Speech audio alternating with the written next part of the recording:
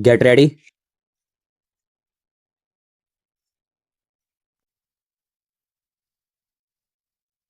Start. Sir, the Election Commission had estimated that if the voting age is reduced, an additional number of 47 million will become entitled to vote. They will have to be enumerated on the basis of a door to door survey. The Election Commission will take necessary steps in this regard once both houses of parliament approve the bill.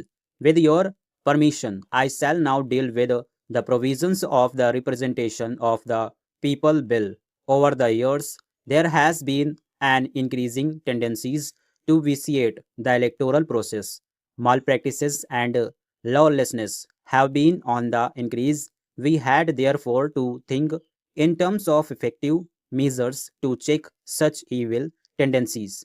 The Election Commission is a constitutional authority and is vested with plenary powers in the matter of superintendence, direction, and control all matters prior to and the actual conduct of elections to parliament and legislative assemblies of the state. It is to be strengthened to take all necessary measures for ensuring free and fair elections. As the members are aware, the Election Commission is dependent on the machinery of the state governments concerned, both in respect of the work of preparation, revision, and correction of electoral rolls and the work in respect of the actual conduct of elections.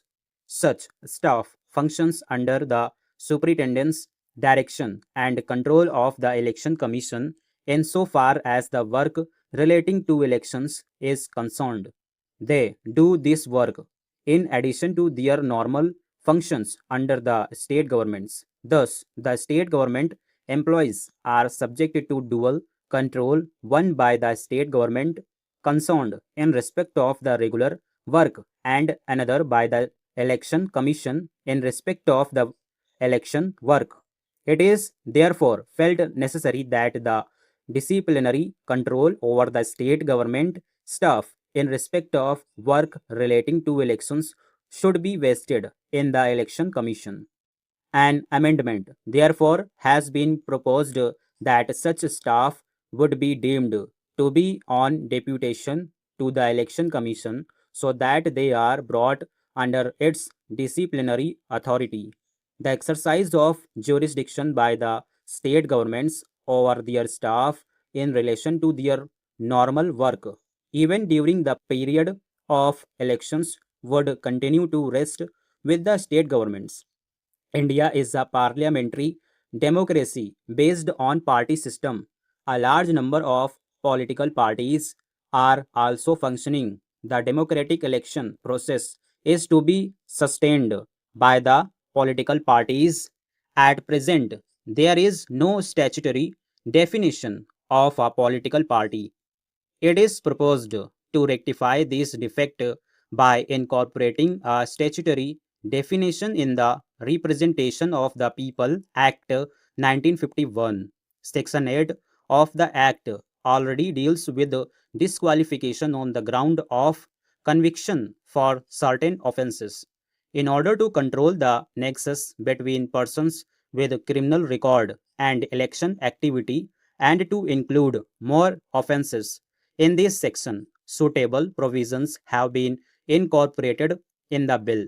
In this connection, I may mention that we have included conviction for certain economic and social offences also in the purview of disqualification.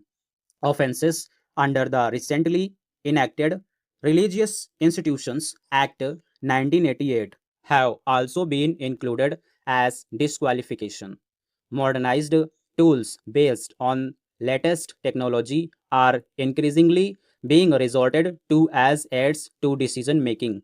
The proposal for the introduction of electronic voting machine side by side with the existing ballot paper system should be viewed in this light. There are other advantages claimed for the electronic voting machine. It is cost reducing, easy to operate, and can act as an indirect check on rigging ballot paper, rejection, etc.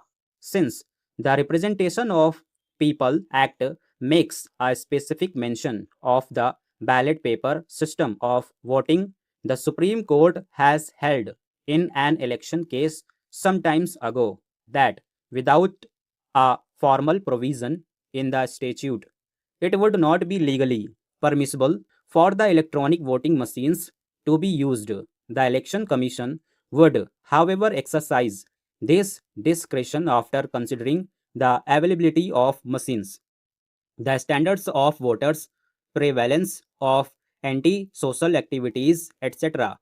I am sure that all the members of the House will agree with me that the evil of booth capturing has to be put down with a firm hand.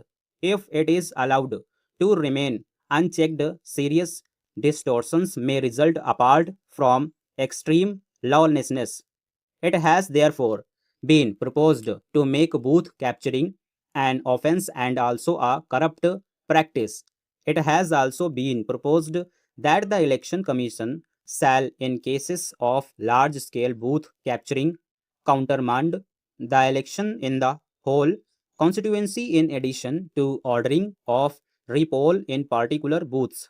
On several occasions, election meetings are disturbed by vested interests and gundas. The present fine provided for in the statute is meager, namely a mere fine of rupees 250. It is now proposed to amend this provision to provide for a sentence of imprisonment and enhanced fine of rupees 1000. There was a proposal that delimitation of the constituencies could be undertaken afresh and the reserved seats be rotated without bringing about any change in the total number of seats. Stop.